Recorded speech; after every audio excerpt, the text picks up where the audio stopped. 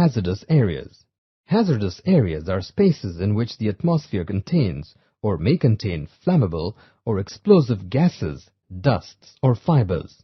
A fire or explosion can occur in this area if flammable gas, vapor, dust, or fibers are present.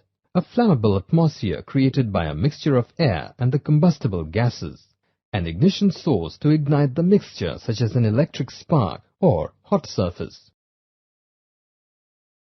Typical hazardous areas on board a membrane-type LNG carrier.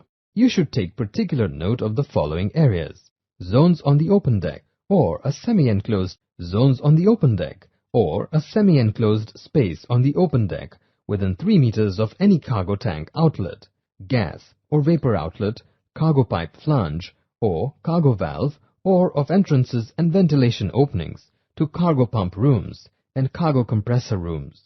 The open deck over cargo areas and 3 meters forward and aft of the cargo areas on the open deck up to a height of 2.4 meters above the weather deck. Zones within 2.4 meters of the outer surface of a cargo containment system when the surface is exposed to weather. Enclosed or semi-enclosed spaces in which pipes containing products are located. Enclosed or semi-enclosed spaces having a direct opening into any gas-dangerous space or zone. Equipment used in hazardous areas can be classified by gas zones, groups, and temperature code.